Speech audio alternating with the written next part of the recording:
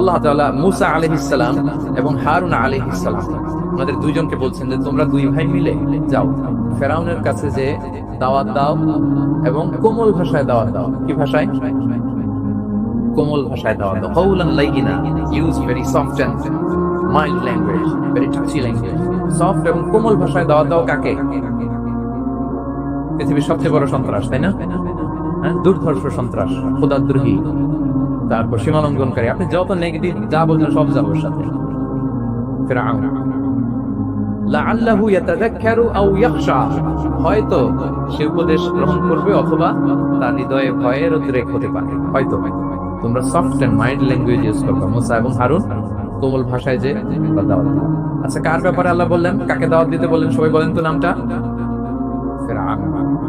আচ্ছা, ফেরাউনের ক্ষেত্রে আল্লাহ তাআলা বললেন যে soft and mild language use করো, নরম ভাষা। আমাকে উত্তর দেন, আমাদের কারেন্ট সময় আমরা যাদেরকে জালিম বলি, যাদেরকে খারাপ বলি, ফাসিক বলি, পাপাচারী, ধরেন যে আমার মতে বা আপনাদের মতে যে সবচেয়ে খারাপ, পাপাচারী, জালিম, ওই জালিমটা কি ফেরাউনের চেয়ে বড় জালিম? আমাদের চোখে যে জাহান্নামী, নিকৃষ্ট, খারাপ, পাপী যাকে আমি মনে করি, যদিও এরকম মনে করার সুযোগ আমাদের নাই, কে জান্নাতি কে জাহান্নামী এটা ডিসাইড করবে কে? আল্লাহ তাআলা। কিন্তু আমাদের চোখে যে পাপী, যে ভুল করেছে, যে জালিম, ওই জালিমগুলো, খারাপ লোকগুলো কি ফেরাউনের চেয়ে বেশি খারাপ ছিল? ছিল? ওই ফেরাউনের ক্ষেত্রে আল্লাহ বলেছেন ফাকুল আল্লাহু কাওলান লাইয়িনা, সফট ল্যাঙ্গুয়েজ ইউজ করো মুসা এবং হারুন, কোমল ভাষা ব্যবহার করো। হয়তো তার ভুল ভেঙে যাবে, হয়তো সে উপদেশ গ্রহণ করবে। তো তাহলে দেখেন কত বড় ভুল আমরা করি। আমরা মাঝে মাঝে এমন অ্যাটাকিং মোডে কথা বলি, এমন আগ্রাসী হয়ে কথা বলি, ওর মানার সুযোগ থাকলেও ও মানবে না। কি বলে? যাও, মানার একটু ইচ্ছা ছিল, আমার এই অ্যাটিটিউডের কারণে সে আর এটা শুনবে না। এটাই মানুষের স্বভাব। আপনি আগ্রাসী হয়ে অ্যাটাকিং হয়ে কথা বললে মানুষ এটা শুনে। তাহলে দাওয়ার প্রফিটিং এক নাম্বার মেথোডোলজি হচ্ছে দাওয়ার ল্যাঙ্গুয়েজ হইতে হবে very soft and very mild.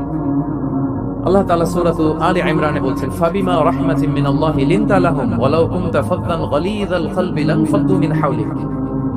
নবী হে, আল্লাহর অনুগ্রহে, আল্লাহর রহমতে আপনি কোমল ভাষী হয়েছেন। আপনি কোমল ভাষী না হয়ে যদি রূঢ় ভাষী হতেন তাহলে মানুষজন আপনার কাছ থেকে ভেগে ভেগে পালাতো। কিন্তু আমরা দেখতাম যে সাহাবা রাসূল সাল্লাল্লাহু আলাইহি ওয়াসাল্লামের কাছে শুধু জড়ো হইতে চেয়েছেন, দেখা করতে চেয়েছেন, রাসূলকে ঘিরে রাখতো, এত পছন্দ করতো রাসূল সাল্লাল্লাহু আলাইহি ওয়াসাল্লাম কোমল আচরণের কারণে। ইভেন ফ্যামিলিতে কোনো সমস্যা হলে, অনেক সাহাবারা বলতেন ফ্যামিলির সাথে সমস্যা হলেও তারা রাসূলের কাছে চলে আসতো। এমনকি কারো পেটে ক্ষুধা লাগলেও তারা রাসূলের দরবারে চলে আসতো। তারা বলতো রাসূল সাল্লাল্লাহু আলাইহি ওয়াসাল্লামের চেহারার দিকে তাকালেই আমাদের ক্ষুধা মিটে যেত। কি কোমল ভাষী ছিলেন, কত সুন্দর সফট ল্যাঙ্গুয়েজ রাসূল সাল্লাল্লাহু আলাইহি ওয়াসাল্লাম ইউজ করেছেন। রাসূল সাল্লাল্লাহু আলাইহি ওয়াসাল্লাম কখনো যে কঠোর ভাষায় কথা বলতেন না তা না, মাঝে মাঝে বলতেন। তো বেশিরভাগ ওনার দাওয়া ছিল সফট এন্ড মাইল্ড। মাঝে মাঝে প্রেক্ষাপটের আলোকে রাসূল সাল্লাল্লাহু আলাইহি ওয়াসাল্লাম অনেক সময় তেজস্বী জ্বালাময়ী ভাষণ দিতেন, মনে হতো ব্যাটালিয়নকে কমান্ড করছেন। এটা মাঝে মাঝে চেহারা লাল হয়ে যেত, গড়গড় করতেন যুদ্ধের আগে। কিন্তু রেগুলার বেসিসে রাসূল সাল্লাল্লাহু আলাইহি ওয়াসাল্লাম খুব কোমল ভাষায় কথা বলতেন। তাহলে এক নম্বরে যেটা জানলাম, যদি আপনি দাওয়া মেন্টালিটি, দাওয়া মোডে থাকতে চান, আপনার ভাষা হতে হবে শক্ত না নরম? সফট হতে হবে, কোমল। কারোর প্রতি আগ্রাসী হয়ে যেন আমরা কথা না, অ্যাটাকিং মোডে যেন না, আপনি বললেও শুনবেন। এটাই মানুষের নেচার, সফট ল্যাঙ্গুয়েজে বলতে হয়। ফেরাউনকে যদি বলা হয় ওর সাথে ভালোভাবে বলবো, আমাদের আশেপাশে যারা আছে এরা তো মানে আরো এদেরকে সম্মান দিয়ে নরম করে বলা উচিত। কি বলেন? জি, এক নম্বর গেল। দুই নম্বর হচ্ছে দাওয়াকে ফলপ্রসূ করতে হলে রাসূল সাল্লাল্লাহু আলাইহি ওয়াসাল্লাম যেটা করতেন, শ্রোতাদের অনেক সময় মনোযোগ আকর্ষণের জন্য উনি অনেক ধরনের টুলস, অনেক ধরনের জিনিস তিনি ব্যবহার করতেন। যেমন একটা পদ্ধতি রাসূল সাল্লাল্লাহু আলাইহি ওয়াসাল্লামের ছিল, রাসূল সাল্লাল্লাহু আলাইহি ওয়াসাল্লাম মানুষের আকর্ষণ বৃদ্ধির জন্য মাঝে মাঝে প্রশ্ন ছুড়ে দিতেন অডিয়েন্সকে। Drawing attention of the listener by throwing questions, question throw করার মাধ্যমে অ্যাটেনশন গ্রো করতেন। হাদিসে এরকম অনেক উদাহরণ পাওয়া যায়। একটা ছোট হাদিস শেয়ার করি সহিহ মুসলিমে। রাসূল সাল্লাল্লাহু আলাইহি ওয়াসাল্লাম একবার সাহাবাদেরকে বললেন, ইন্না মিনাশ শাজারি শাজারাতান লা ইয়াসকুতু ওয়ারাকুহা মাসালুহা মাসালুল মুসলিম।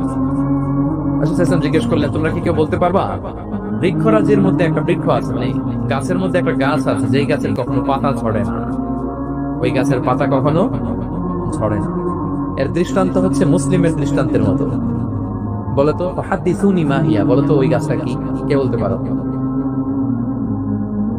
আপনারা তো সব একেবারে পেরে গেছেন। তো সাহাবারা ওই দিন কেউ বলতে পারেন নাই, কারণ কি জানেন? একে তো আমরা জানি হাদিস স্টাডি করার কারণে, হাদিস স্টাডি না করলে তো আমরা বলতে পারতাম না, আমাদের দেশে খেজুর গাছ তো হয় না। তো ওনারা কেউ বলতে পারে না, এর কারণ হচ্ছে তারা ভাবছিল প্রশ্ন যেহেতু করছে এটা যেন তেন প্রশ্ন, এটা কঠিন কোনো গাছের একটা নাম বলতে হবে।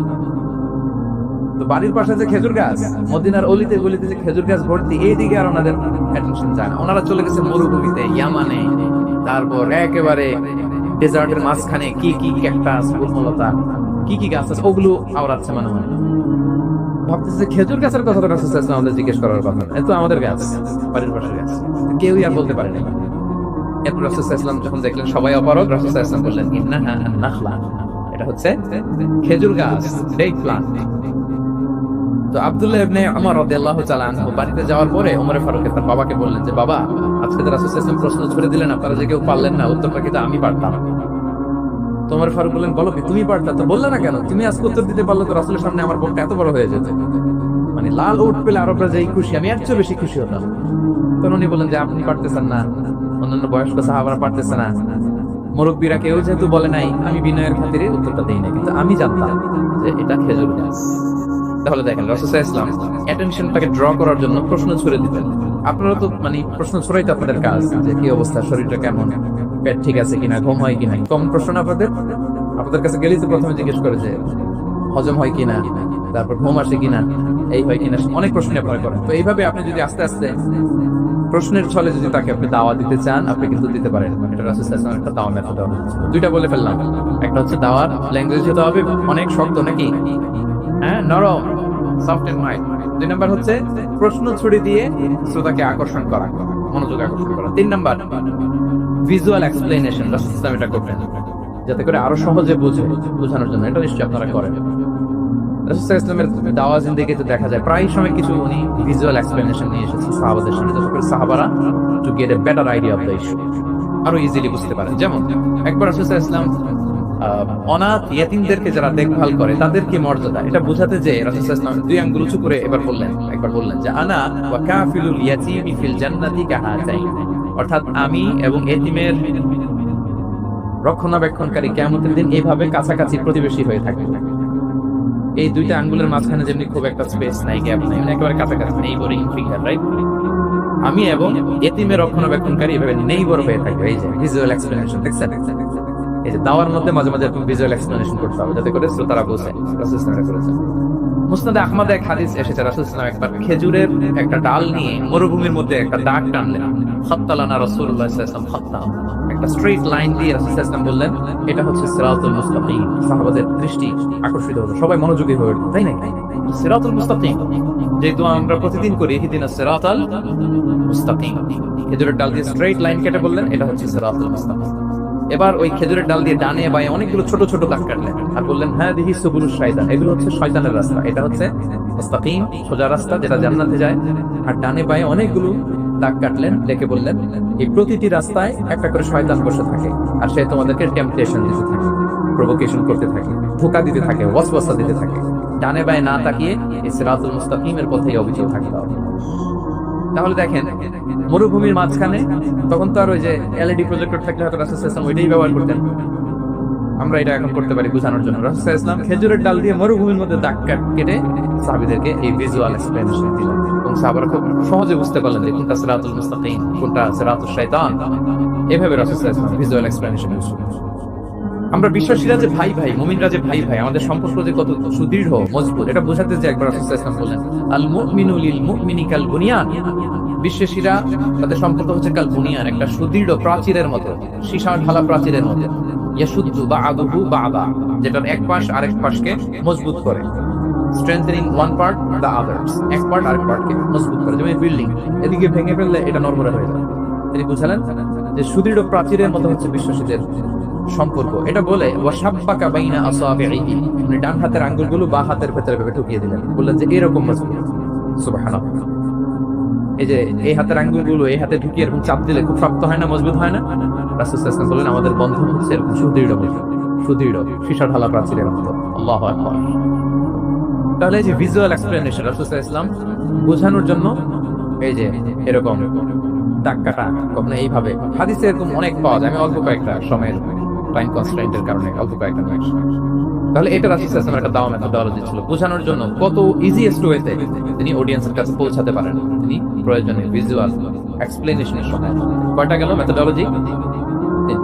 4 নাম্বার হচ্ছে গ্রাজুয়ালিটি, ধীরে ধীরে ধাপে ধাপে দাওয়া পরিচালনা করা, দাওয়া কাজ করা, এটা তো অনেক সময় আমরা ভুল করে ফেলি। আমরা অনেক সময় একটু রাশিং মেন্টালিটি থাকে, তাড়াহুড়ো। একজন ভাই নতুন দিনে ফিরছে, আগে হয়তো সংশয়বাদী ছিল, নাস্তিক ছিল, প্র্যাকটিস করতো না, এখন সে প্র্যাকটিসের ইচ্ছা করছে। এই সুযোগ পেয়ে আমি তার বলা শুরু করবো, নামাজ পড়তে হবে, রোজা রাখতে হবে, জাকাত দিতে হবে, তোমার ওয়াইফের পর্দা করাইতে হবে, হালাল হারাম ও ছাড়ছে, আমার সম্পর্ক। ও বলবে ভাই আগে যা ছিলাম ওইটাই ভালো ছিল, এতগুলো তাই মানতে পারবো না। এই যে আপনি তাকে দিন থেকে ভাগালেন, আপনার দাওয়া মেথোডলজি জানা না থাকার কারণে আপনি তাকে ভাগালেন। একসাথে আপনি এত কথা বলবেন না। নতুন যখন কেউ দিনে ফিরে তাকে আপনি একসাথে এত কথা বলবেন না।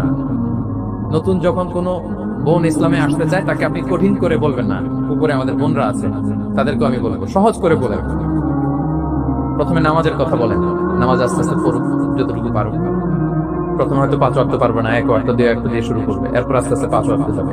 এরপর তাকে একটু শালীন পোশাকের কথা বলেন, যে তুমি একটু শালীন পোশাক পরো, সেফটি সিকিউরিটির জন্য ভালো।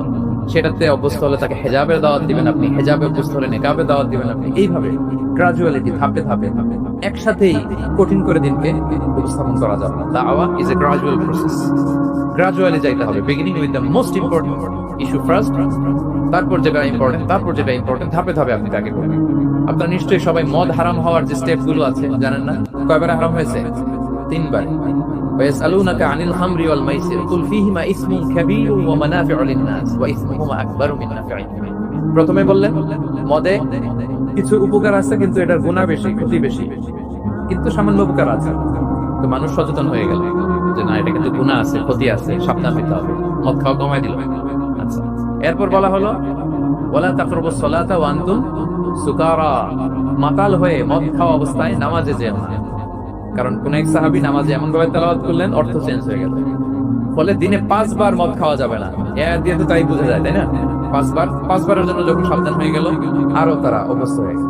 এরপরে নাযিল হলো ইন্নামাল খামরু ওয়াল মাইসিরু ওয়াল আনসাবু ওয়াল আজলামু রিজসুম মিন আমালিশ শাইতানি ফাজতানিবু।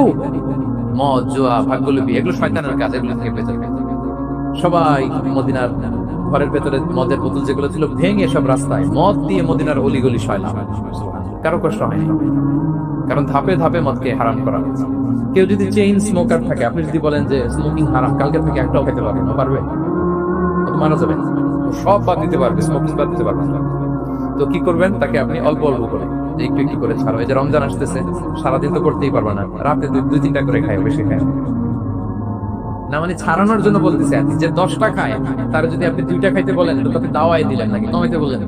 সিগারেটের প্রতি তার উৎসাহিত করতেছি না। চেইন স্মোকার 10টা ছাড়া হয় না প্রতিদিন।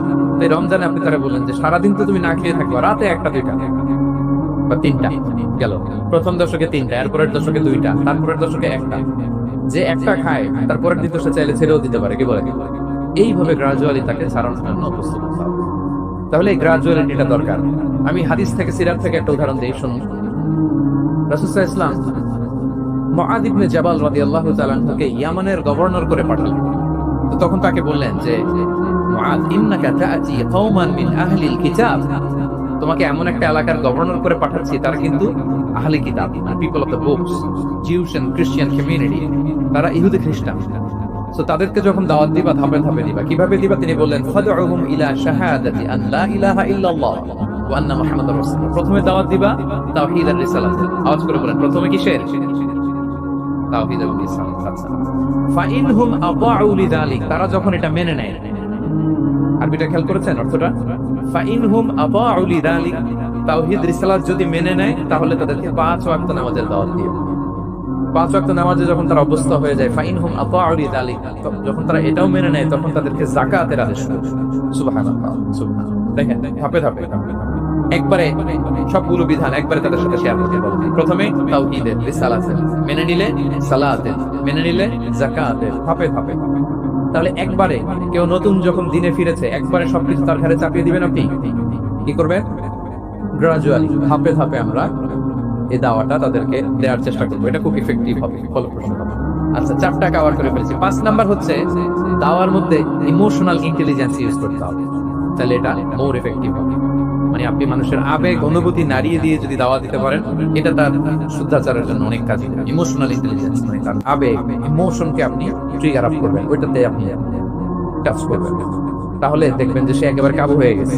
রাসূল সাল্লাল্লাহু আলাইহি ওয়াসাল্লামের সিরাতে আমরা অনেক সময় দেখেছি যে ইমোশনাল ইন্টেলিজেন্সকে কাজে লাগিয়ে রাসূল সাল্লাল্লাহু আলাইহি ওয়াসাল্লাম তার আবেগ অনুভূতিতে এমন ভাবে নাড়া দিয়েছেন তাকে আল্লাহ তাআলা হেদায়েতের রাস্তায় নিয়ে এসেছেন। একটা ছোট্ট উদাহরণ দেই, মুসনাদে আহমদ ইবনে হাম্বলের হাদিস, কিভাবে ইমোশনাল ইন্টেলিজেন্স রাসূল সাল্লাল্লাহু আলাইহি ওয়াসাল্লাম ইউজ করতেন, আবেগ অনুভূতিকে কিভাবে নাড়া দিতেন। এক যুবক এসে সাহাবাদের সামনে রাসূল সাল্লাল্লাহু আলাইহি ওয়াসাল্লামকে বললেন, ইয়া রাসূলুল্লাহ ইযান লি বিজিনা, হে আল্লাহর রাসূল আপনি আমাকে জিনার অনুমতি দেন। কিসের? জিনার, মানে ব্যভিচারের অনুমতি দেন। ব্যভিচার বা জিনার অনুমতি দেন।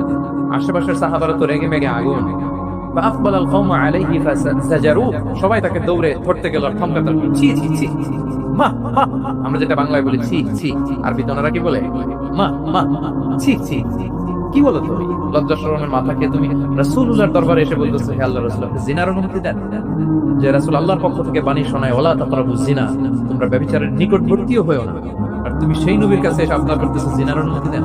তারা যখন তেরে আসলো এই যুবকের দিকে, রাসূল সাল্লাল্লাহু আলাইহি ওয়াসাল্লাম তাদেরকে থামালেন, বললেন যে তোমরা থামো, যুবককে ডেকে আনো আমার কাছে। যুবককে নিয়ে আসা হলো। রাসূল সাল্লাল্লাহু আলাইহি ওয়াসাল্লাম তাকে পরম আদরে কাছে টেনে নিলেন। এবার তাকে জিজ্ঞেস করলেন, তুমি জিনার অনুমতি চাও না? বলে যে ইয়া রাসূলুল্লাহ জিনার অনুমতি চাই। তখন রাসূল সাল্লাল্লাহু আলাইহি ওয়াসাল্লাম বললেন, তুমি আমাকে উত্তর দাও তো, তুমি বলো তো যে আতুহিব্বুহু লিউম্মি, তুমি কি পছন্দ করবে যে কোনো পরপুরুষ তোমার মায়ের সাথে এই জিনাটা করুক?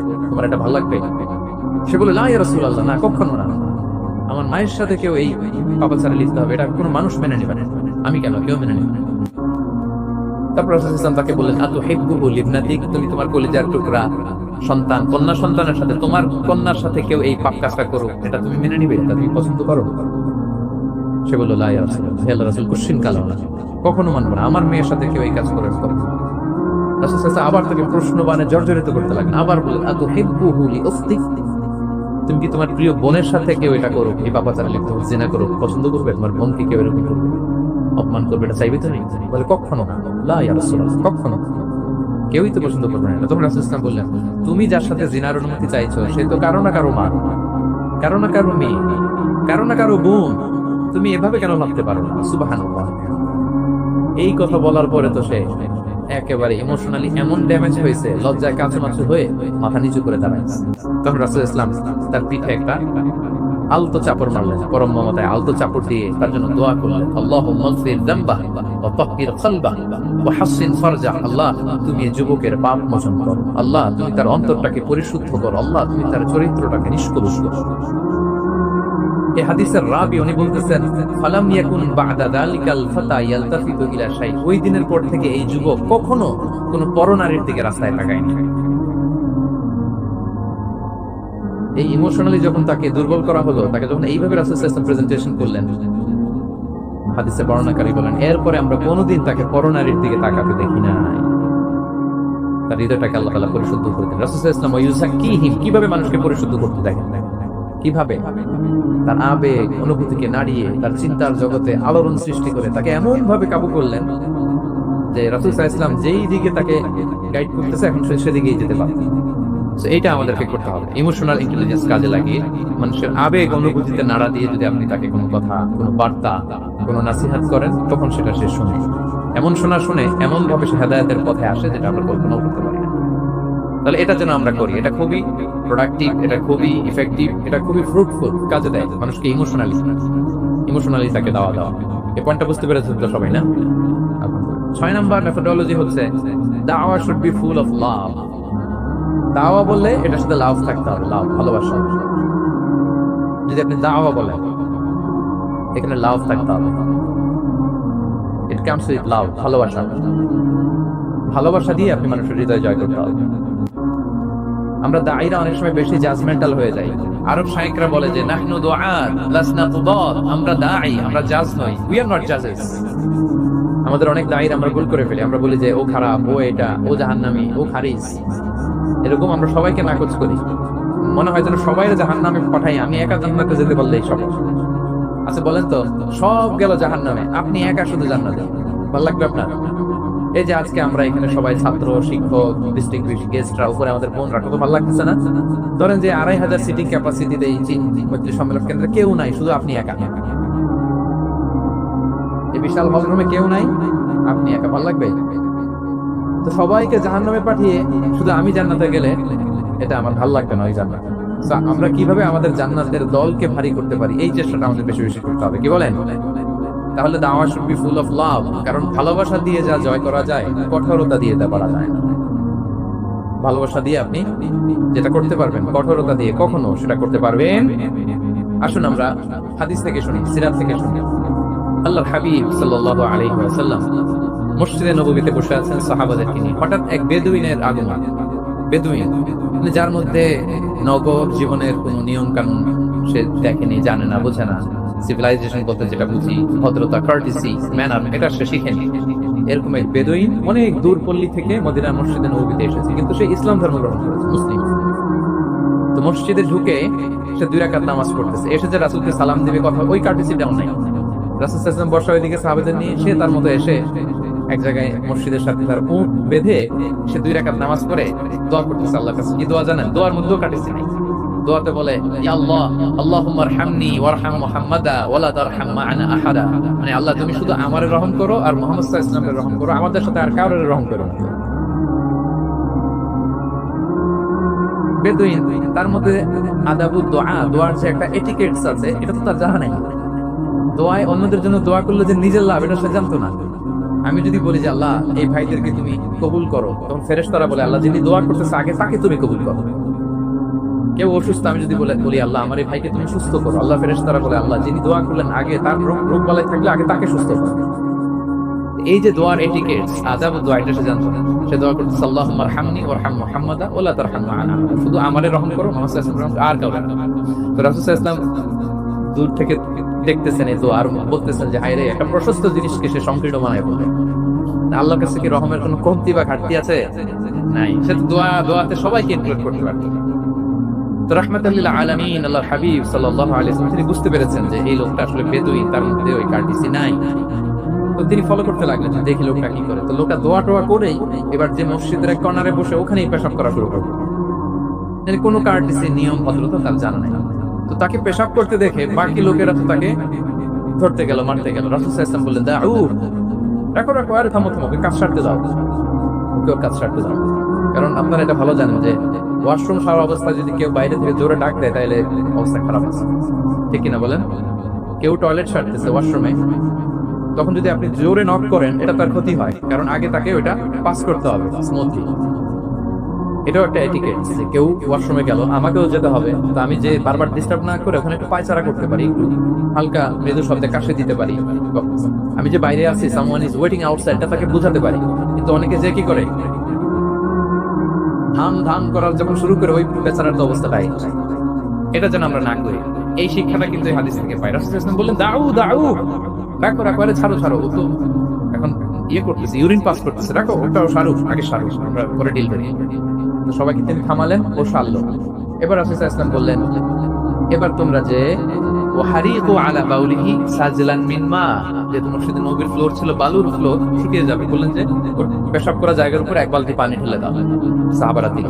আর এই বেদুইন লোককে রাসূল সাল্লাল্লাহু আলাইহি ওয়াসাল্লাম কাছে টেনে নিলেন, যে তাকে খুব ভালোবাসা দিয়ে বললেন, কি অবস্থা তোমার, কোথা থেকে আসছো, সব খোঁজ খবর নিয়ে বললেন যে তুমি যে এখানে নামাজ পড়লা, এরপরে আবার এই কাজটা সারলা, তুমি কি জানো এখানে আল্লাহর জিকির করা হয়, এটা আমাদের ইবাদতগাহ, এখানে আমরা রবের জিকির করি, তার কাছে ফরিয়াদ করি, সবাই মিলে, এই কমিউনিটির সবাই এখানে আসে, এই কমিউনিটির, মদিনার কমিউনিটির সবাই মিলে, নারী পুরুষ নির্বিশেষে আমরা এসে এখানে আল্লাহর কাছে ফরিয়াদ করি, দোয়া করি, ইবাদত করি, কোরআন তেলাওয়াত করি, এটা আমাদের ইবাদতগাহ। এইখানে কি এমন কাজটা করা তোমার ঠিক হলো? সে তো লজ্জায় কাচুমাচু হয়ে রাসূল সাল্লাল্লাহু আলাইহি ওয়াসাল্লামের কাছে ক্ষমা চেয়েছে। সুবহানাল্লাহ। একটা কঠিন পরিস্থিতিকে ভালোবাসা দিয়ে রাসূল সাল্লাল্লাহু আলাইহি ওয়াসাল্লাম কোথায় নিয়ে যেতেন, এটাকে পুরো হিস্ট্রি পাল্টে দিতেন, সিনারিও পাল্টে দিতেন। সাহাবারা অবাক হলো, তারাও শিখলো যে না, এরকম করা যাবে না। তখন তাকে এইভাবে ডিল করলেন। আর সাহাবারা যারা রাগারাগি করেছিল, সাহাবীদেরকে রাসূল সাল্লাল্লাহু আলাইহি ওয়াসাল্লাম বললেন, ফাইন্নামা বুইসতুম মুয়াসসিরিন ওয়া লাম তুবআসু মুআসসিরিন, মনে রেখো তোমরা সহজপন্থী হয়ে প্রেরিত হয়েছে, তোমরা কঠিন কট্টরপন্থী হয়ে, জটিলপন্থী হয়ে প্রেরিত হও নাই। তোমরা কোনো কাজকে জটিল ভাবে সমাধানের দিকে যাও না, সহজ করে সলভ করো। সুবহানাল্লাহ, সুবহানাল্লাহ। তাহলে দেখেন, ভালোবাসা দিয়ে রাসূল সাল্লাল্লাহু আলাইহি ওয়াসাল্লাম ওই বেদুইনকে যেভাবে আদব শিক্ষা দিলেন, তার হৃদয় জয় করলেন, কঠোরতা দিয়ে পারা যেত? বলেন তো, পারা যেত? পারা যেত। তো 6 নম্বর দাওয়া মেথোডোলজি হচ্ছে দাওয়া should be full of love, full of love, full of well wishes. আপনি শুভকামনা, ভালোবাসা, এটা দিয়ে আপনি মানুষের হৃদয়ে যতটুকু জায়গা পাবেন, কঠোরতা দিয়ে পাবেন। আরেকটা ছোট্ট উদাহরণ দিই। সুমামা ইবনে উসাল রাদিয়াল্লাহু তাআলা আনহু, উনি ইয়ামামার অধিপতি ছিলেন। অধিপতি রাসূল সাল্লাল্লাহু আলাইহি ওয়াসাল্লামকে হত্যা করতে এসেছিলেন গোপনে। কি করতে? হত্যা করতে। কি করতে বলেন সবাই? হত্যা করার জন্য এসেছিলেন। কিন্তু দুর্ভাগ্যক্রমে হত্যা করতে এসে সে ধরা পড়ে গেছে সাহাবীদের হাতে। হত্যা করতে পারে নাই সুমামা ইবনে উসাল। তো সাহাবীরা তাকে ধরে মসজিদে নববীর পিলারের সাথে বেঁধে রাখলেন। বেঁধে রাসূল সাল্লাল্লাহু আলাইহি ওয়াসাল্লামকে ডাকলেন। তারা বলল যে ইয়া রাসূলুল্লাহ, দেখেন ইয়ামামা থেকে আসছে সুমামা ইবনে উসাল আপনাকে হত্যা করবার জন্য, তাকে আমরা ধরে ফেলেছি, আমরা বেঁধে রেখেছি। রাসূল সাল্লাল্লাহু আলাইহি ওয়াসাল্লাম তার কাছে যেয়ে তার খোঁজ খবর নিলেন প্রথম দিন, এবং তার সামনে যথারীতি তাওহীদ এবং রিসালার দাওয়াত দিলেন। ফিরে আসলেন। ফিরে এসে সাহাবাদেরকে বললেন, তোমাদের ঘরে ভালো রুটি আছে কার কাছে? রুটির কালেকশন, আটা পিষে রুটি বানাতে পারবে। একজন বলল আমি। বললো যে এটা সুমামাকে দিয়ে আসি। তো দিয়ে আসলো। আরেকজন বললো ভালো তাজা খেজুর আছে কার কাছে? এক সাহাবী বললেন আমার কাছে। রাসূল সাল্লাল্লাহু আলাইহি ওয়াসাল্লাম বললেন যাও, এটা সুমামাকে দিয়ে আসি। এরপরের দিন রাসূল সাল্লাল্লাহু আলাইহি ওয়াসাল্লাম যে আবার ইসলামের সৌন্দর্য, মাহাসিন আহকামি শারিয়া, ইসলামী শারিয়ার যে বিউটি অফ ইসলাম, এটা তুলে ধরলেন, ইসলামের যৌক্তিকতা তুলে ধরলেন। সে অবাক হতে লাগলো যে কিরে, যুদ্ধবন্দীদের সাথে মুহাম্মদ সাল্লাল্লাহু আলাইহি ওয়াসাল্লাম তার অনুসারীরা এরকম আচরণ করে? সে তো যুদ্ধবন্দী, এত সুন্দর আচরণ। তাকে আবার ইসলামের সুশীতল পানিগুলোর মধ্যে আহ্বান করে রাসূল ইসলাম বাড়িতে এসে এবার নিজের যে উট আছে, উটকে যে পালে, সে রাখালকে বললো তুমি উটের দুধ দহন করে তাকে কিছু দুধ দিয়ে আসো। সুবহানাল্লাহ। আসছিল রাসূল সাল্লাল্লাহু আলাইহি ওয়াসাল্লামকে কি করতে? হত্যা করতে।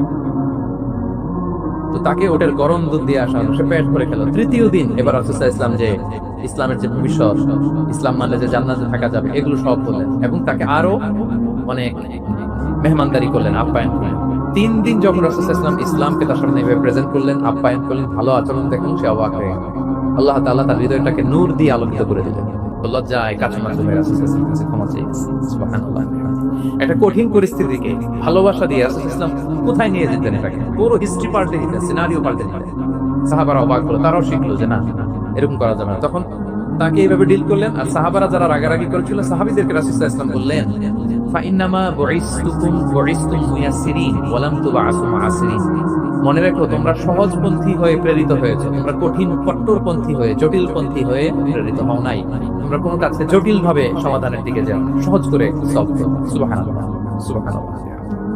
তাহলে দেখেন, ভালোবাসা দিয়ে রাসূল সাল্লাল্লাহু আলাইহি ওয়াসাল্লাম ওই বেদুইনকে যেভাবে আদব শিক্ষা দিলেন, তার হৃদয় জয় করলেন। কঠোরতা দিয়ে পারা যেত? বলেন তো, পারা যেত? পারা যেত। তো 6 নম্বর দাওয়া মেথোডোলজি হচ্ছে দাওয়া should be full of love, full of love, full of well wishes. আপনি শুভকামনা, ভালোবাসা, এটা দিয়ে আপনি মানুষের হৃদয়ে যতটুকু জায়গা পাবেন, কঠোরতা দিয়ে পাবেন। আরেকটা ছোট্ট উদাহরণ দিই। সুমামা ইবনে উসাল রাদিয়াল্লাহু তাআলা আনহু, উনি ইয়ামামার অধিপতি ছিলেন। অধিপতি রাসূল সাল্লাল্লাহু আলাইহি ওয়াসাল্লামকে হত্যা করতে এসেছিলেন গোপনে। কি করতে? হত্যা করতে। কি করতে বলেন সবাই? হত্যা করার জন্য এসেছিলেন। কিন্তু দুর্ভাগ্যক্রমে হত্যা করতে এসে সে ধরা পড়ে গেছে সাহাবীদের হাতে। হত্যা করতে পারেনি সুমামা ইবনে উসাল। তো সাহাবীরা তাকে ধরে মসজিদে নববীর পিলারের সাথে বেঁধে রাখলেন। বেঁধে রাসূল সাল্লাল্লাহু আলাইহি ওয়াসাল্লামকে ডাকলেন। তারা বলল যে ইয়া রাসূলুল্লাহ, দেখেন ইয়ামামা থেকে আসছে সুমামা ইবনে উসাল আপনাকে হত্যা করবার জন্য, তাকে আমরা ধরে ফেলেছি, আমরা বেঁধে রেখেছি। রাসূল সাল্লাল্লাহু আলাইহি ওয়াসাল্লাম তার কাছে যেয়ে তার খোঁজ খবর নিলেন প্রথম দিন, এবং তার সামনে যথারীতি তাওহীদ এবং রিসালার দাওয়াত দিলেন। ফিরে আসলেন। ফিরে এসে সাহাবাদেরকে বললেন, তোমাদের ঘরে ভালো রুটি আছে কার কাছে? রুটির কালেকশন, আটা পিষে রুটি বানাতে পারবে। একজন বললো আমি। বললো যে এটা সুমামাকে দিয়ে আসি। তো দিয়ে আসলো। আরেকজন বললো ভালো তাজা খেজুর আছে কার কাছে? এক সাহাবী বললেন আমার কাছে। রাসূল সাল্লাল্লাহু আলাইহি ওয়াসাল্লাম বললেন যাও, এটা সুমামাকে দিয়ে আসি। দিয়ে আসলেন। এরপরের দিন রাসূল সাল্লাল্লাহু আলাইহি ওয়াসাল্লাম যে আবার ইসলামের সৌন্দর্য, মাহাসিন আহকামি শারিয়া, ইসলামী শারিয়ার যে বিউটি অফ ইসলাম, এটা তুলে ধরলেন, ইসলামের যৌক্তিকতা তুলে ধরলেন। সে অবাক হতে লাগলো যে কিরে, যুদ্ধবন্দীদের সাথে মুহাম্মদ সাল্লাল্লাহু আলাইহি ওয়াসাল্লাম তার অনুসারীরা এরকম আচরণ করে? সে তো যুদ্ধবন্দী, এত সুন্দর আচরণ। তাকে আবার ইসলামের সুশীতল পানিগুলোর মধ্যে আহ্বান করে রাসূল ইসলাম বাড়িতে এসে এবার নিজের যে উট আছে, উটকে যে পালে, সে রাখালকে বললো তুমি উটের দুধ দহন করে তাকে কিছু দুধ দিয়ে আসো। সুবহানাল্লাহ। আসছিল রাসূল সাল্লাল্লাহু আলাইহি ওয়াসাল্লাম কি করতে? হত্যা করতে। তো তাকে ওটার গরম দুধ দিয়ে আসা হলো, সে পেট ভরে খেলো। তৃতীয় দিন এবার রাসূল সাল্লাল্লাহু আলাইহি ওয়াসাল্লাম যে ইসলামের যে ভবিষ্যৎ, ইসলাম মানলে যে জান্নাতে থাকা যাবে, এগুলো সব বললেন, এবং তাকে আরো অনেক মেহমানদারি করলেন, আপ্যায়ন করলেন। 3 দিন যখন রাসূল সাল্লাল্লাহু আলাইহি ওয়াসাল্লাম ইসলামকে তার সামনে প্রেজেন্ট করলেন, আপ্যায়ন করলেন, ভালো আচরণ দেখলেন, সে অবাক হয়ে গেল। আল্লাহ তাআলা তার হৃদয়টাকে নূর দিয়ে আলোকিত করে দিলেন। 3 দিন পর রাসূল সাল্লাল্লাহু আলাইহি ওয়াসাল্লাম সাহাবীদেরকে ডেকে বললেন, যাও সুমামা ইবনে উসালের হাত পা গুলো যে রশি দিয়ে বেঁধে রেখেছো ছেড়ে দাও, রশিগুলো খুলে দাও। সাহাবারা বলেন কি ইয়া রাসূলুল্লাহ, সে তো খুনি, সে সুযোগ পেলেই তো অ্যাসাসিনেট করতো। তার রশি হাতের রশি খুলে যেত আপনাকে মেরে ফেলবে। আল্লাহ রাসূল সাল্লাল্লাহু আলাইহি ওয়াসাল্লাম বললেন, না, আমি যা জানি তোমরা সেটা জানো না, যেটা বলেছি তাই করো। মসজিদে নবীর পিলারের সাথে তাকে যে বেঁধে রেখেছে, রশি খুলে দাও, হাত পা খুলে দাও। আল্লাহর হাবিব সাল্লাল্লাহু আলাইহি ওয়াসাল্লামের নির্দেশ মোতাবেক সাহাবারা ওনার হাত খুলে দিলেন, পা খুলে দিলেন। সুমাম ইবনে উসাল কারোর সাথে কথা না বলে, তার বাড়ি তো ইয়ামামা, সেখানেও ফিরে গেলেন না, অন্য কোনো শহরেও গেলেন না। তিনি মদিনা থেকে অনতি দূরে একটা খেজুরের বাগান আছে, ওখানে কুয়া আছে, উনি যে ওই কুয়ার পানি দিয়ে গোসল করলেন। গোসল করে পবিত্র হয়ে মসজিদে নববীতে রাসূল সাল্লাল্লাহু আলাইহি ওয়াসাল্লামের কাছে ফিরে আসলেন, আর এসেই ঘোষণা দিলেন, আশহাদু আল্লা ইলাহা ইল্লাল্লাহ ওয়া আশহাদু আন্না মুহাম্মাদার রাসূলুল্লাহ। সুবহানাল্লাহ, সুবহানাল্লাহ। তিনি বললেন যে আমি সাক্ষ্য দিচ্ছি আল্লাহ ছাড়া কোনো ইলাহ নেই, আরো সাক্ষ্য দিচ্ছি যে মুহাম্মদ আপনি আল্লাহর প্রেরিত বান্দা এবং রাসূল। এবার তিনি বললেন, মুহাম্মদ, আপনার চেহারার চাইতে অপছন্দের চেহারা পৃথিবীতে আর দ্বিতীয়টা আমার কাছে ছিল না, কিন্তু আজকের পর থেকে আপনার যে প্রিয় চেহারা, আপনার চেহারার চেয়ে প্রিয় কোনো চেহারা আমার কাছে আর নাই। ইসলামের চেয়ে অপছন্দনীয় ধর্ম আমার কাছে আর ছিল না, কিন্তু আজ থেকে ইসলামের চেয়ে পছন্দনীয় কোনো ধর্ম আমার কাছে নাই। মদিনার চেয়ে অপছন্দের শহর আমার কাছে ছিল না, কিন্তু আজ থেকে মদিনার চেয়ে কোনো প্রিয় শহর আমার কাছে না নাই। উনি গমের বড় ডিলার ছিলেন, গম ব্যবসা করতেন। উনার থেকে গম নিয়ে মক্কায় মুশরিকরা চলতো। তিনি ঘোষণা দিলেন, আজকে থেকে আমার এলাকার কোনো গম মক্কায় যাবে না। এবার মক্কাবাসী পড়ছে বিপদে, গম ছাড়া তো তারা খেতেও পারবে না।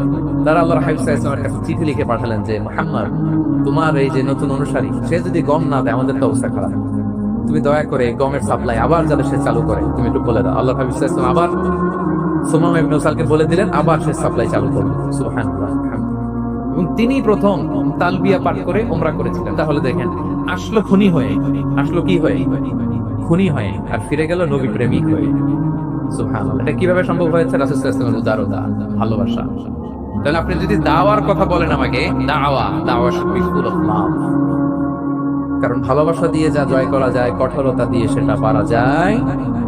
7 নাম্বার হচ্ছে, 7 নাম্বার, রাসূল সাল্লাল্লাহু আলাইহি ওয়াসাল্লাম যদি কাউকে কারেকশন করতে চাইতেন, কখনো তাকে অপমান করতেন না, অন্যের সামনে তার নাম নিতেন না, নাম না নিয়ে তাকে শুধরে দিতেন। এটা দাওয়ার আরেকটা মেথোডোলজি।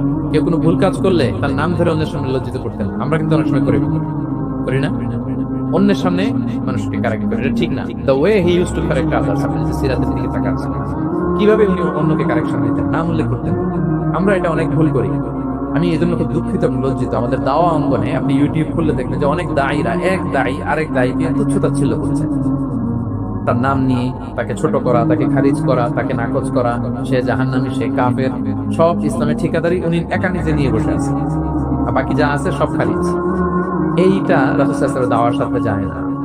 বরং কেউ যদি কোনো ভুল কিছু বলে, ভুল করে, আপনি যদি মনে করেন যে না তার এটা ভুল, আমারটা সঠিক, তো আপনার নিয়ম হচ্ছে আপনি সঠিকটা প্রচার করা। তাহলে কেউ যদি ভুল করে থাকে তারও টনেক নড়বে, বাকিরাও সঠিকটা জেনে যাবে। এটা হচ্ছে রাসূল সাল্লাল্লাহু আলাইহি ওয়াসাল্লামের দাওয়া মেথড।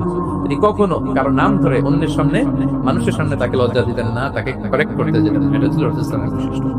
আসুন আমরা সিরাত থেকে দেখি, হাদিস থেকে দেখি, আল্লাহর হাবিব সাল্লাল্লাহু আলাইহি ওয়াসাল্লাম উনি রাতে দিনে কি কি আমল করতেন, গোপন আমল, এগুলো জানার জন্য 3 জন সাহাবী রাসূল সাল্লাল্লাহু আলাইহি ওয়াসাল্লামের স্ত্রীদের কাছে গেলেন। যে জিজ্ঞেস করলেন যে আপনারা আমাদেরকে বলুন যে রাসূল সাল্লাল্লাহু আলাইহি ওয়াসাল্লাম রাতে কি আমল করে, দুপুরে কি আমল করে, বিকেলে কি আমল করে। তো আমাদের আম্মা জানেরা রাসূল সাল্লাল্লাহু আলাইহি ওয়াসাল্লামের প্রিয় তোমার স্ত্রীরা বললেন যে উনি রাতে এরকম তাহাজ্জুদ, দুপুরবেলা এরকম তেলাওয়াত, এই সময় নফল নামাজ, এই সময় এটা। আল্লাহর হাবিব সাল্লাল্লাহু আলাইহি ওয়াসাল্লাম পুরো আমলের ফিরিস্তি যখন শোনানো হলো, কান্নাহুম তাকাল্লু, তাদের কাছে এটা কম মনে হলো পরিমাণে, তারা ভাবছিল হয়তো আরো বেশি করে। তখন তাদের একজন বলল, আরে আইনা নাহনু মিন রাসূলিল্লাহ, কই রাসূল সাল্লাল্লাহু আলাইহি ওয়াসাল্লাম, কই আমরা। রাসূল সাল্লাল্লাহু আলাইহি ওয়াসাল্লামের ব্যাপারে আল্লাহ বলেছেন, কদ গুফিরা লাহু মা তাকাদ্দামা মিন যামবিহি ওয়া মা তাআখার, রাসূল সাল্লাল্লাহু আলাইহি ওয়াসাল্লামের আগের পরে সব গুনাহ মাফ। আদত তো ওনার কোনো গুনাহই নাই, তারপরও একটা স্পেশাল স্ট্যাটাস হচ্ছে আপনার আগের পরের সব গুনাহ মাফ। তারা বলল, যেই মহান ব্যক্তির, যেই নবীর আগের পরের সব গুনাহ মাফ বলে ঘোষণা দেওয়া হয়েছে, তার সাথে তো আমাদের তুলনা করলে হবে না, আমাদের তো বেশি আমল করতে হবে। রাসূল সাল্লাল্লাহু আলাইহি ওয়াসাল্লাম হয়তো এই জন্য এই স্ট্যান্ডার্ড মেইনটেইন করেন না, এরকম করলে তো আমরা মাফ পাবো না আল্লাহর কাছে। ভালো চিন্তা থেকেই তারা ভাবছেন যে না, আমাদের আমল আসলে কম হয়ে যাচ্ছে, বাড়াইতে হবে। রাসূল সাল্লাল্লাহু আলাইহি ওয়াসাল্লামের কথা ভিন্ন, আমাদের বাড়াইতে হবে। কি করতে হবে? একজন বলল, আজকে থেকে আমি সারা রাত নফল নামাজ পড়বো, সারা রাত ঘুমাবো না। নিয়ত করে ফেলছে আমি সারা রাত নফল নামাজ, এশার পর থেকে যে নফল শুরু হবে ফজর পর্যন্ত, ঘুমটুম নাই, আচ্ছা গেল। আরেকজন বললো, আমি সারা বছর রোজা রাখবো, কালকে থেকে যে রোজা ধরবো আর ভাঙবো না সারা বছর। আরেকজন বললো, আমার কয়েকজন স্ত্রী আছে, আমি আর স্ত্রীদের কাছে যাবো, আমি এখন থেকে সন্ন্যাসী, বৈরাগী জীবন যাপন করবো, আমি আর কোনো নারীর কাছে যাচ্ছি না। তো এই ঘোষণা যখন তারা দিয়ে ফেলছে, এটা রাসূল সাল্লাল্লাহু আলাইহি ওয়াসাল্লামের কান পর্যন্ত যে পৌঁছলো। আল্লাহর হাবিব সাল্লাল্লাহু আলাইহি ওয়াসাল্লাম এটা শুনে ফেললেন। শুনে রাসূল সাল্লাল্লাহু আলাইহি ওয়াসাল্লাম এটা অপছন্দ করলেন, কারণ এটা তো রাইট ট্র্যাক না, ওনারা ভুল করতেছে। তো একটা ভরা মজলিসে রাসূল সাল্লাল্লাহু আলাইহি ওয়াসাল্লাম বললেন, আনতুমুল্লাযীনা কুলতুম কাযা ওয়া কাযা, শুনলাম তোমাদের মধ্যে কে কে নাকি এমন এমন বলছো। সুবহানাল্লাহ। তিনি বলতে পারে, এই আব্দুল্লাহ দাঁড়াও, এই আব্দুর রহমান স্ট্যান্ড আপ, এই দাঁড়াও, তুমি নাকি এটা বলছো। তুমি এটা বললে তো ওনারা লজ্জা পেতেন না সবার সামনে? লজ্জা পেতেন। উনি এটা না করে কাজ হাসিল হয়ে যাচ্ছে, বললেন আনতুমুল্লাযীনা কুনতুম কাযা ওয়া কাযা। অনেক বর্ণনা এরকম পাওয়া যায়, মা বালু আকওয়ালিন আকওয়ামিন ইয়াফআলুনা কাযা ওয়া কাযা, মা বালু আকওয়ামিন ইয়াকুলুনা কাযা ওয়া কাযা। তাদের কি হলো, তারা এমন এমন বলে, তাদের হলোটা কি, তারা এমন এমন বলে। এইভাবে তিনি শুধরে দিতেন। তো বললেন তোমাদের মধ্যে কেউ কেউ নাকি এটা বলে, এটা বলে। এই ওই তিনজনের তো টনক নড়ে গেছে, আর বাকিরা শুনতেছে। তখন রাসূল সাল্লাল্লাহু আলাইহি ওয়াসাল্লাম বললেন, না, এটা ঠিক নয়। আমি তোমাদের মধ্যে থেকে সবচেয়ে বেশি মুত্তাকি, সবচেয়ে বেশি বুজুর্গ।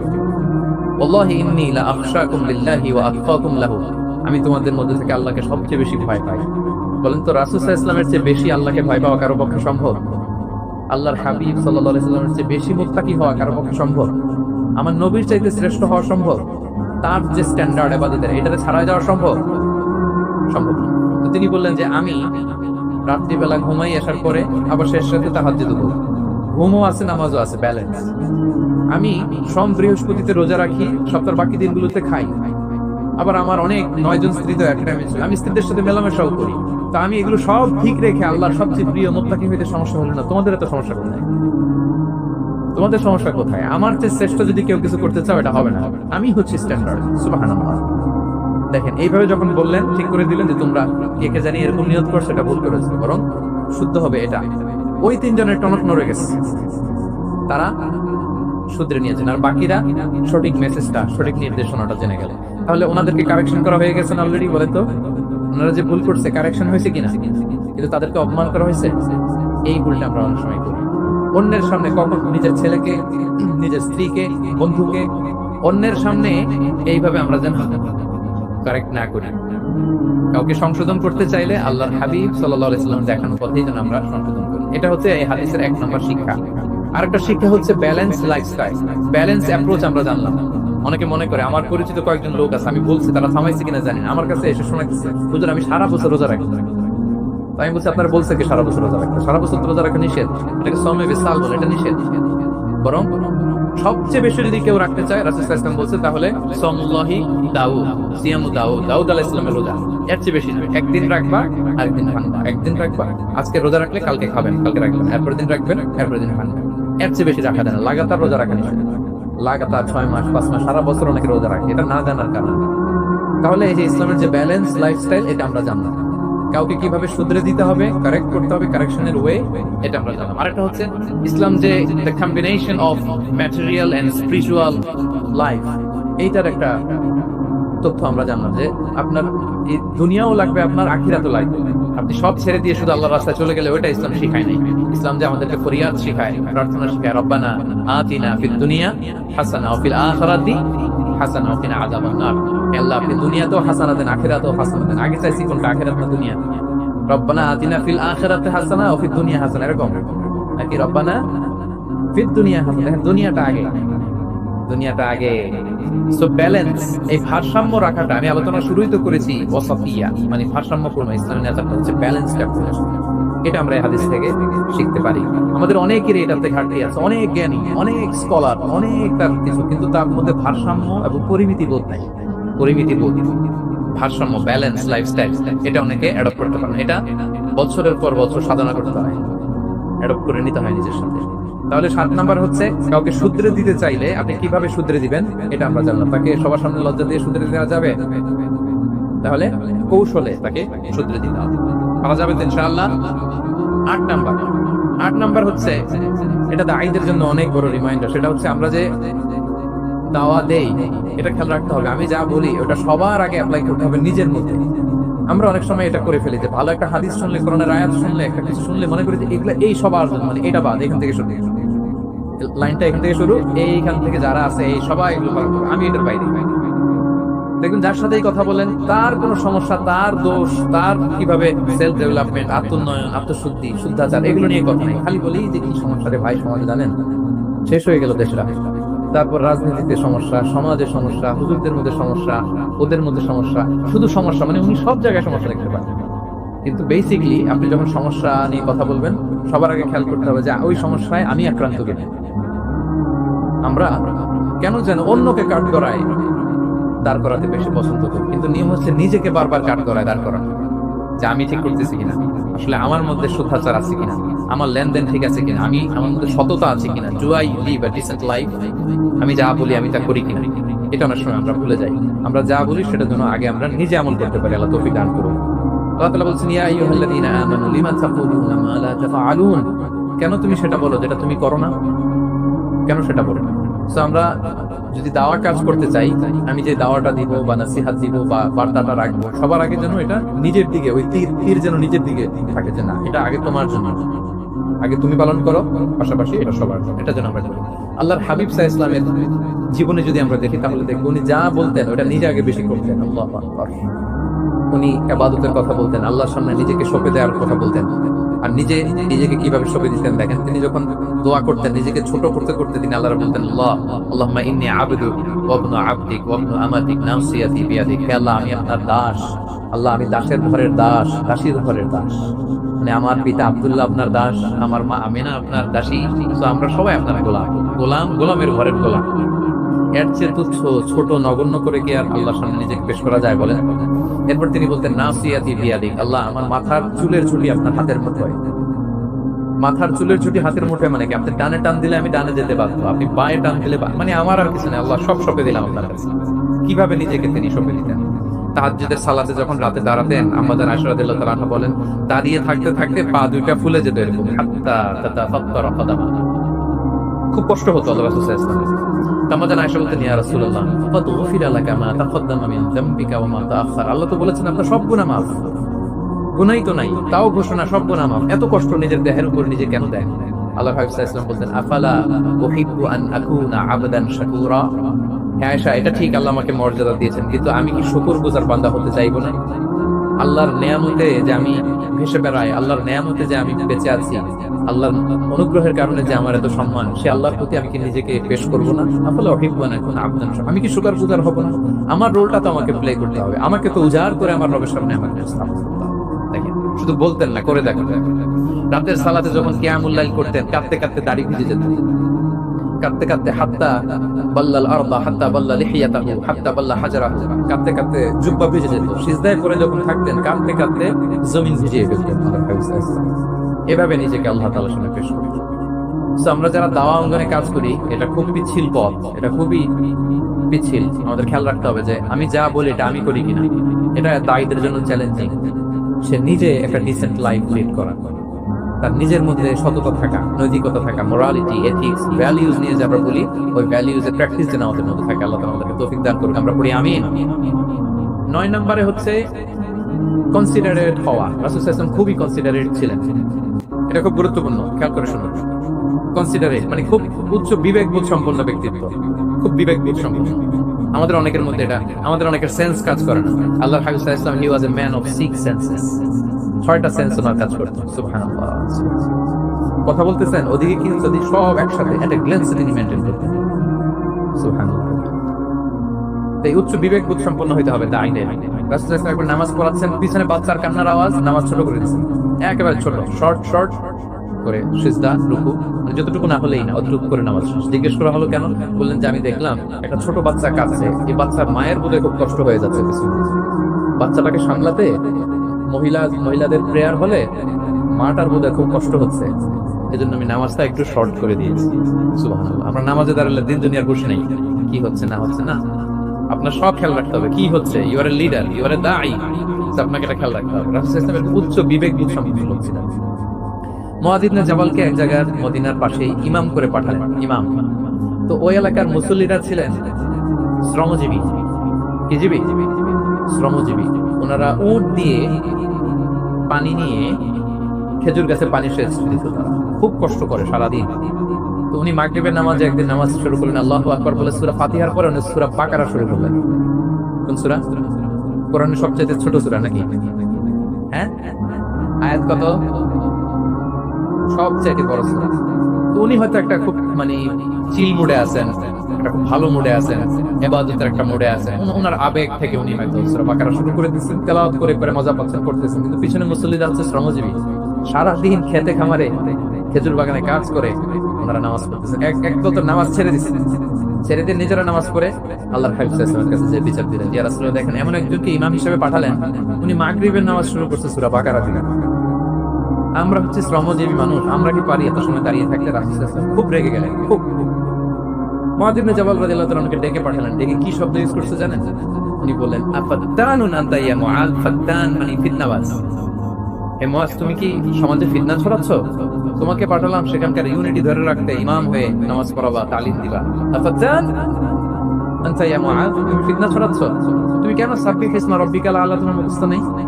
ওয়াশ-শামসি ওয়া দুহাহা মুখস্থ নেই? হাদিসে দুটো সূরার কথা, যে এই সাইজের সূরাগুলো পারো না, এগুলো দিয়ে নামাজ পড়াও যাতে ওদের কষ্ট না হয়। ওরা তো শ্রমজীবী সাহাবী, ওদের দিকে তো তোমার খেয়াল রাখতে হবে, কনসিডারেট করতে হবে। সুবহানাল্লাহ। দেখেন রাসূল সাল্লাল্লাহু আলাইহি ওয়াসাল্লাম ইমামকে এনে শাসন করলেন, বুঝিয়ে বললেন যে না, তোমাকে ছোট ছোট সূরায় নামাজ পড়াতে হবে যাতে করে কষ্ট না হয়। এবং রাসূল সাল্লাল্লাহু আলাইহি ওয়াসাল্লাম কাউকে কোনো দায়িত্ব দিয়ে কাজে পাঠালে ওনার বিখ্যাত একটা বাণী তিনি বলে দিতেন।